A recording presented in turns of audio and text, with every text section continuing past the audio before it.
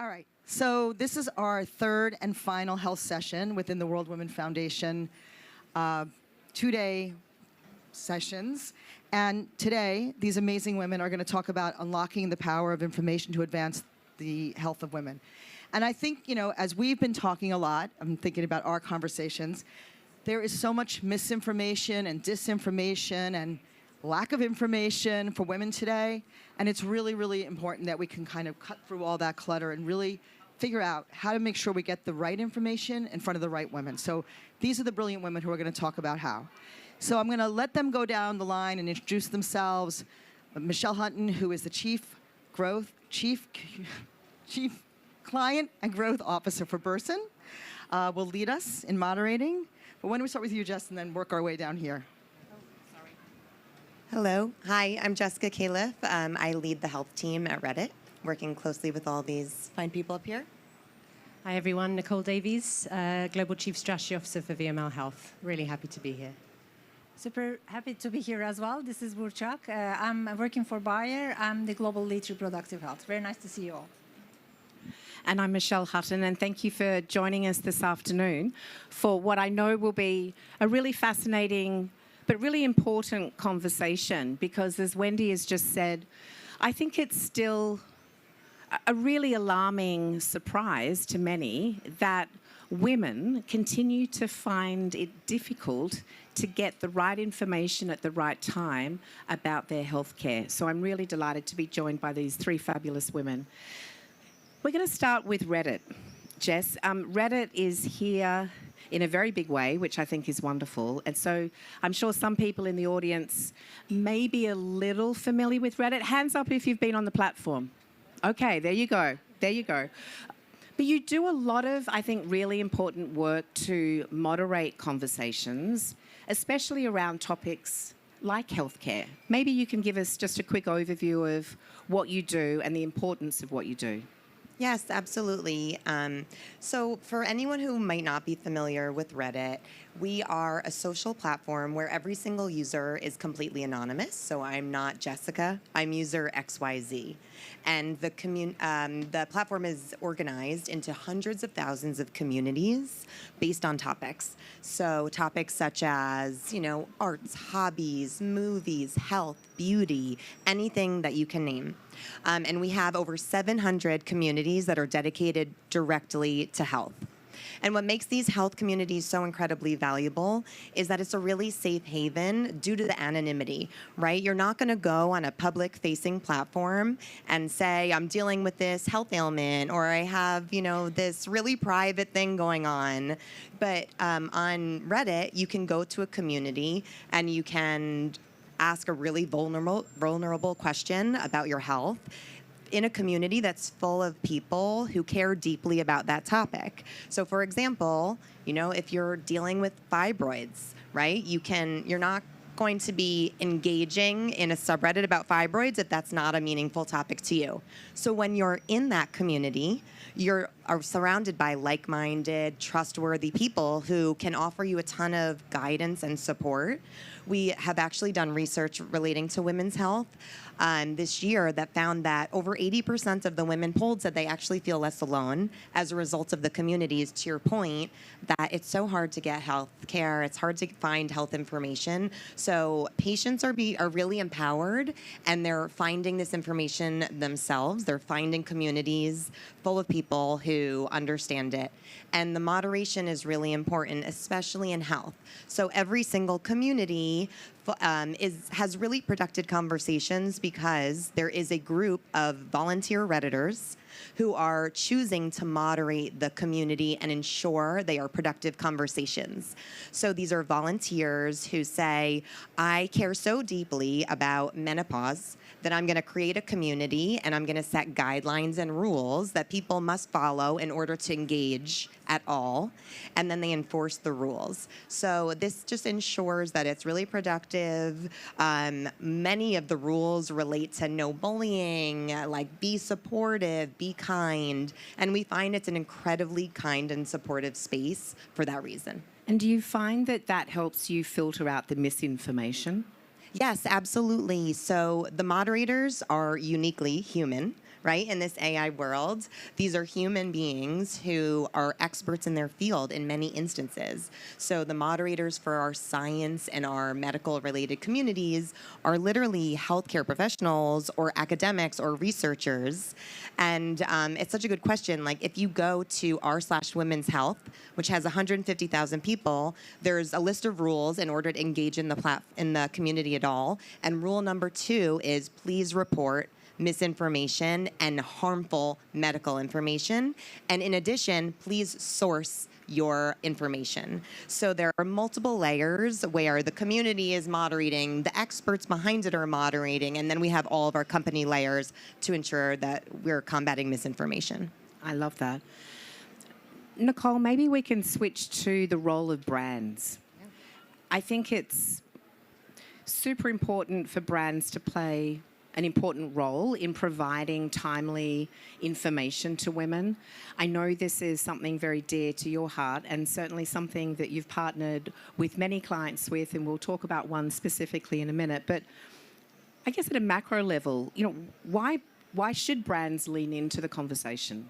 Yeah, it's a great question. I think one of the most sobering statistics that I saw recently from a recent study was 72% of women's health content in social media is either unverified or misleading, which is really a frightening number. So I think that just really underlines the challenge that we're facing.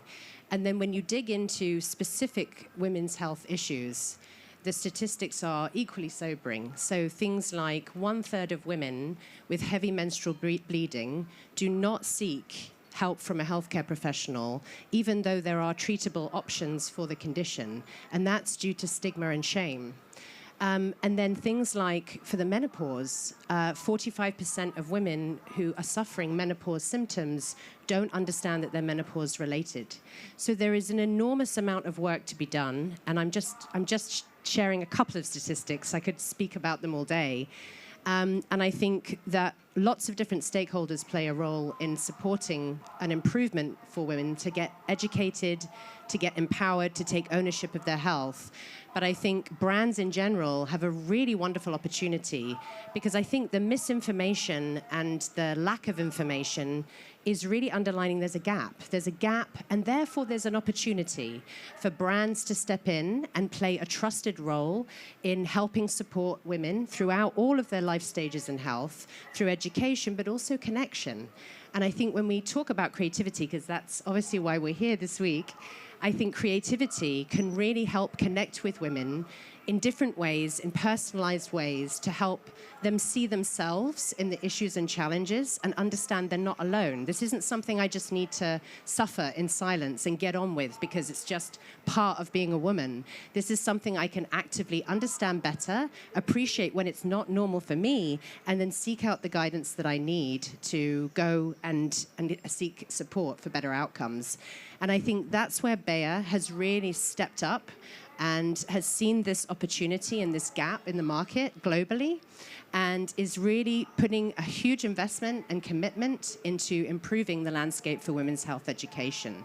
And we have a video to play, of course. We do have a video to play. So this has been a labor of love for the teams, and we've had a really enjoyable time doing this because we're both very passionate about this issue. And I think when you pour your passion into the work, it really shows. So we're really delighted to show the Anything But Normal Bayer campaign. And this is a new campaign that's just been launched. Yes.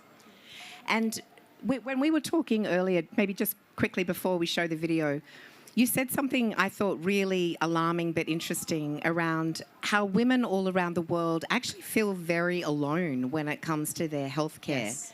And I can't wait to see the campaign because I think the power of storytelling and ensuring that women, no matter where they are, no matter what their age is, no matter where they live, this feeling of connection, I think, is super important in providing a safe place for women to lean into to get the information that they need. Absolutely. And I think information that's tailored to their individual challenges makes it all the more personal.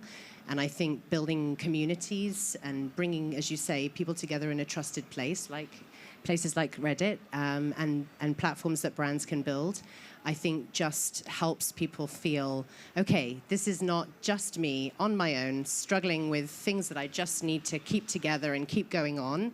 And there are other women like me, and actually they've been on similar journeys, and there's things I can actually do to help improve my health outcomes. All right, well, with that, I think we will show the film.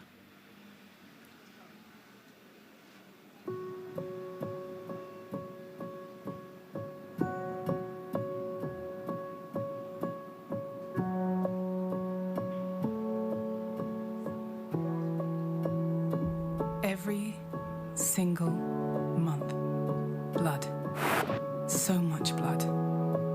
The lost moments, the sacrifices I've made. Is this heavy period normal? I've been told it's common in menopause, but my whole body's on fire. Dripping sweat. The sleepless nights, ups and downs. Is it normal I suffer in silence? The desire's gone, vanished. The growing distance, feeling sad, guilty. Is this quiet?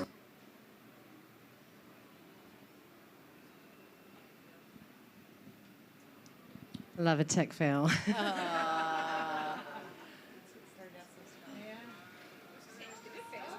Whoa. That's not part of the campaign. Well, look, while we're getting it set up again, goodness, that's impressive. Burchak, when we were talking before, you, I think, made a really important point around, yes, your brand is playing a really important part of this conversation, but you're not doing this alone. And core to the strategy for you was to think about an ecosystem of stakeholders that you need to be able to tell this story effectively.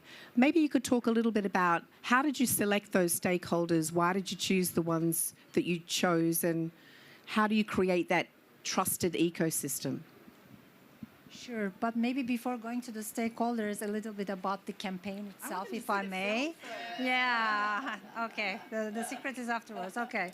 I mean, just a little bit maybe. I mean, we want to really change the status, correct? Is it coming?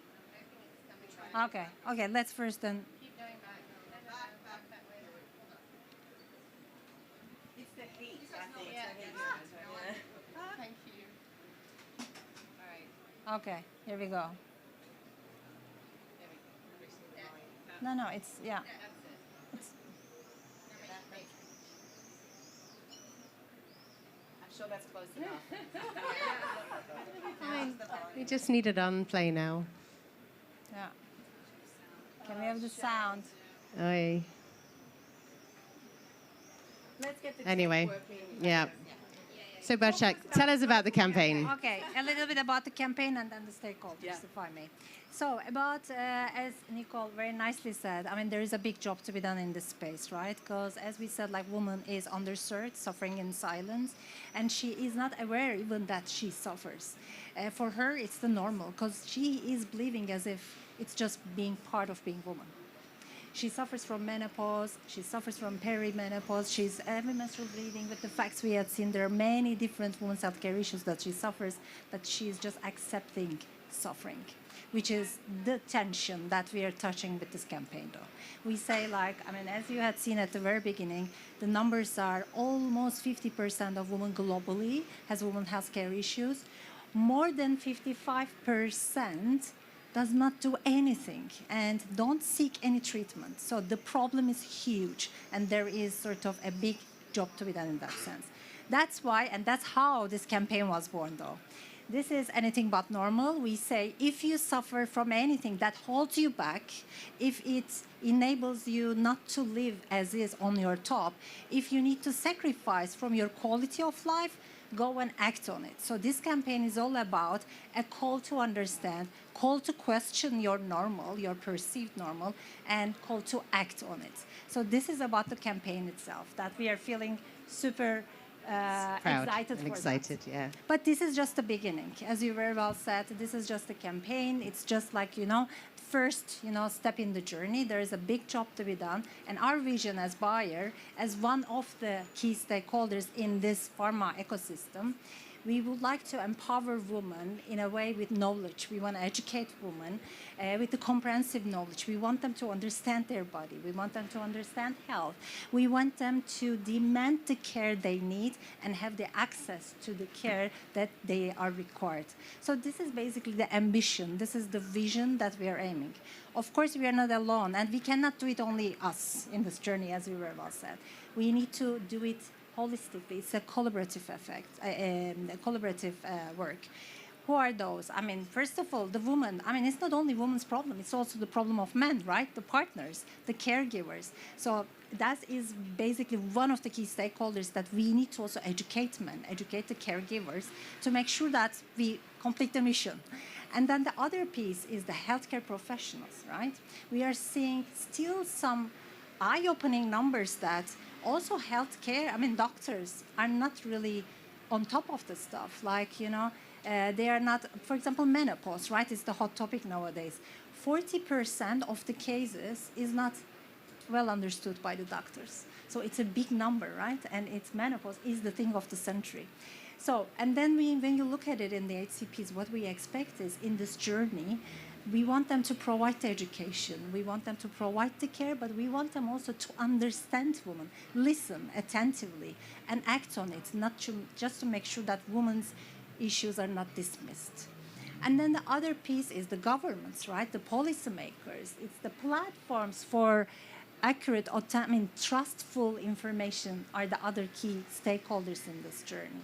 And also the last one, maybe just come to my mind, is one of the top one is the education system, right? We need to have a dramatic change in the education system. We need to teach health at the schools. So once we have all these stakeholders work in harmony, I think then we can truly empower women. I think this is the way to create that ecosystem of empowerment for future. I love that. Apparently there is a problem with the file, but they are desperately trying to fix that.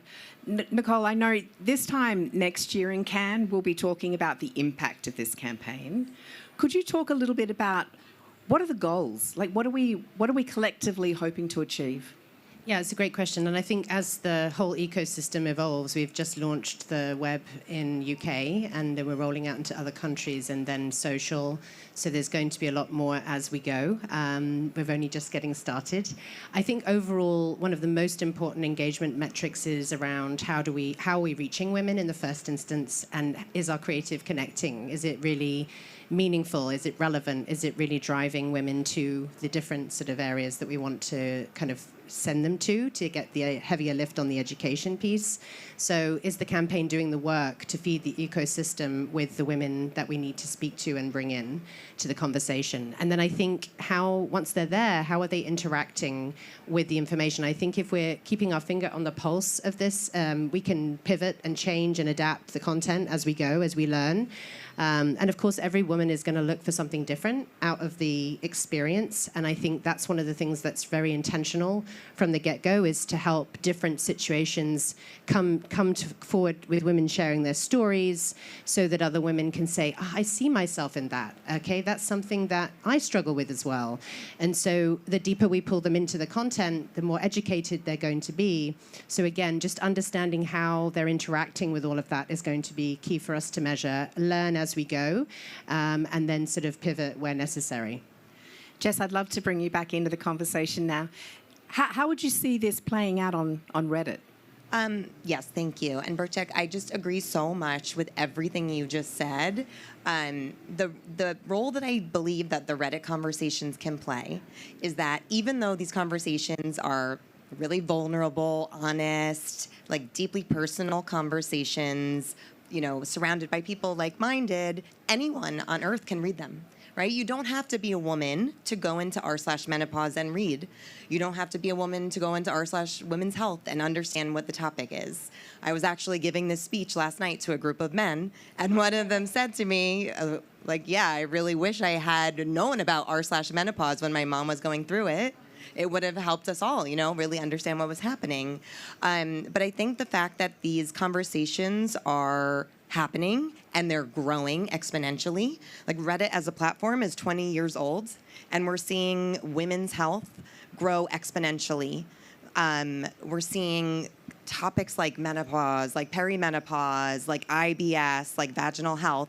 They're growing over 100% year over year on the amount of mentions. It shows it shows the need. So, beyond women, like we do need the men to get involved. We need them to understand what is happening and what should they, their loved ones, like it matters to them, the doctors. We find actually that patients get a lot of preparation from reading the conversations on Reddit, but I think it can work vice versa. Doctors can read what is going on in these patient-centric conversations, and they could be more prepared to have quality conversations, similar to policymakers. So I think just getting more eyes on the conversation, recognizing the growth, like which conditions are really spiking, shows a real need for more support. I think that can get us to, more research, hopefully more funding, better policies. I think we just need more eyes on what these people are telling us. Right, and that's going to drive the systematic change that we need. Just to add on, you said it very well, like there are lots of things to be done for the R&D research, the funding, because we say women's healthcare is under-prioritized, under-studied, under-invested, right? Just a number regarding to that, we know that only 4% of healthcare R&D investments are on women's healthcare, except reproductive health. So it's a dramatic number. There is a big things to be done in terms of we really need to have quite good level of investments for the conditions which affects women this differently and disproportionately. What does that mean? We should also think women's healthcare is not only reproductive health, right? It's sort of a holistic well-being of women should be in the focus. What does that mean? For example, again, menopause is the topic that I would like to give an example. When you go to the doctor, you just say hot flushes, but it's not just hot flush, right? It's beyond. Doctors, the HCPs, should also come up with the system that should see the women's healthcare holistically. It should make the connection of during the menopause, how it affects the cardiovascular health, how it affects the bone health, how it affects the mental health and the total well-being. So these are the quite big changes that we need to have in the healthcare system. And also the clinicals, for example, when we look at it, we don't see any women, right? I mean, they are underrepresented, so that our physiology is not in the clinical trials, but we are getting the prescriptions based on the clinicals. So in that sense, we just don't need tweaks. We really need a transformation in the healthcare system, unfortunately. Can I just say one more thing that Nicole, you said earlier also about brands getting involved? Mm-hmm. I think that really resonated too, because I think that's such a quick, but like it's a connective way for brands to speak directly back in the conversations, right? All these conversations are happening. There's clear demand. Brands are the experts, and we have research that shows that like people on our platform, the millions and millions of people, they do want to hear from the experts so they can lend their expertise and really drive so much value and education and knowledge. Yeah, I think as well with brands, I think driving consumer advocacy and empowerment of taking care of oneself and knowing what's right for you is in addition to helping educate physicians.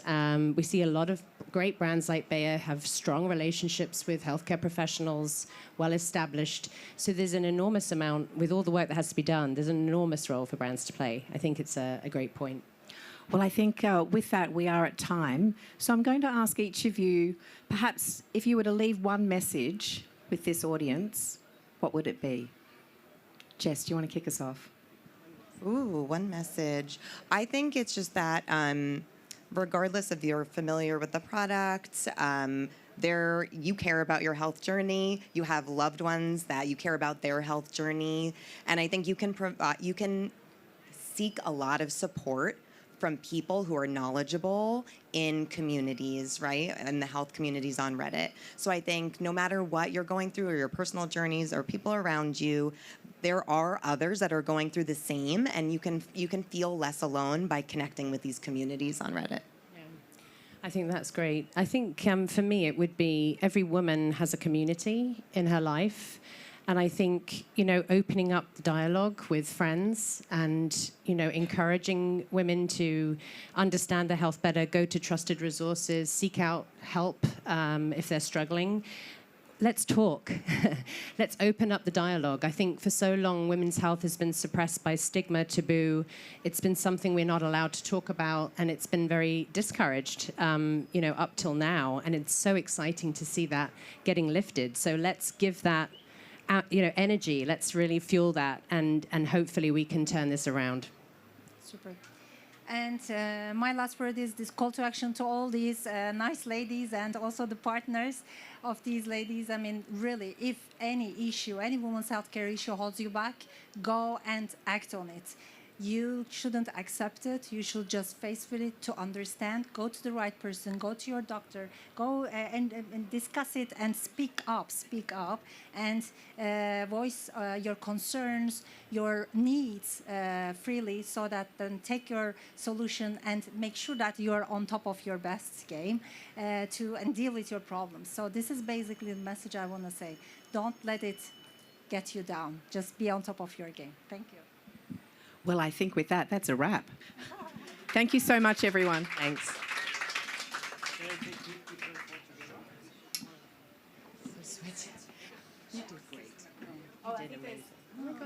No, I just want to say thank you to everybody for coming and hearing about what's happening in health with women.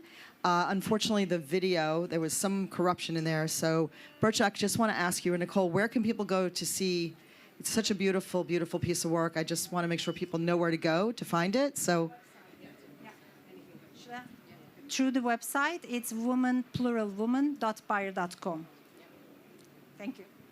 I think any woman who sees this piece of work, or any man in many ways, can really relate to just, I think I can relate to like 4 out of the 5 women in there, and I'm sure many people in the room feel the same way. So thank you for investing the time, the energy, the resources, the smarts, because those are the kind of pieces of work that are going to change the world for women, and we need more and more and more of those. So thank you for your passion and your diligence and everything you guys have done. And thanks, Jess and Michelle. Always love to have you hanging around, and you did a wonderful job. And thanks, everybody. Hopefully we'll see you next year. But if not next year, well, next year, plus some of the other meetings that World Women Foundation does. So thanks. Thank you, Wendy.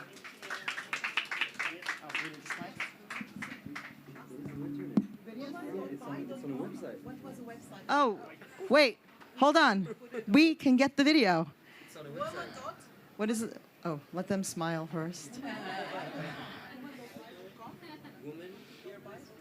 I have to wait for them.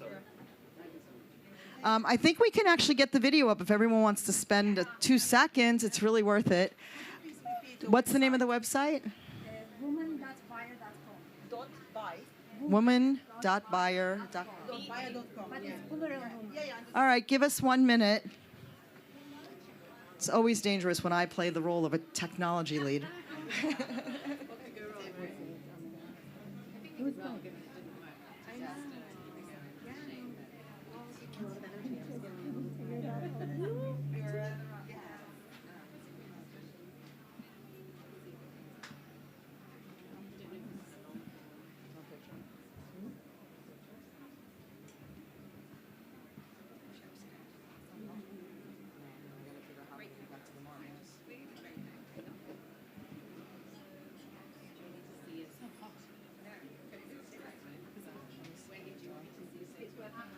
I'll go. Oh. Okay, here it is.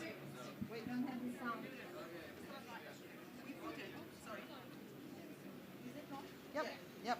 And the volume. Make sure the volume's up, please. Here we go. Please make sure the volume's up.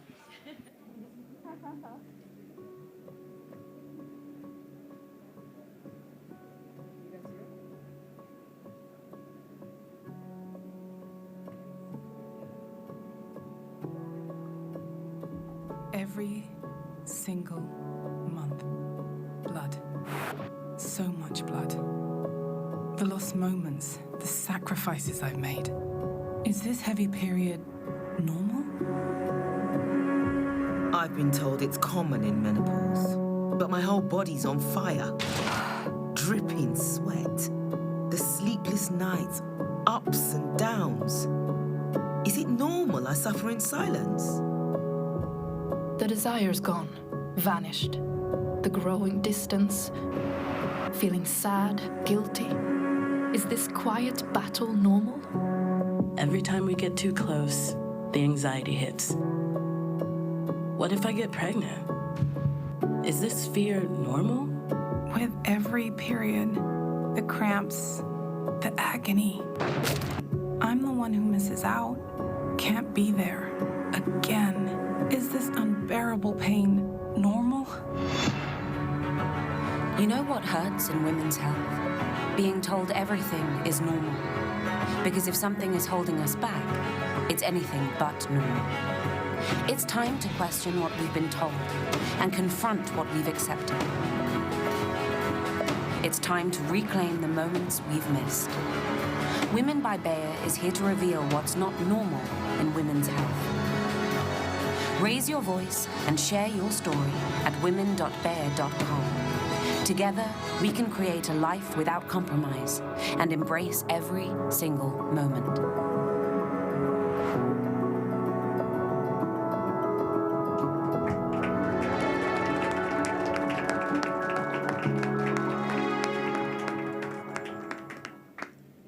I guess that's what we call the pièce de résistance.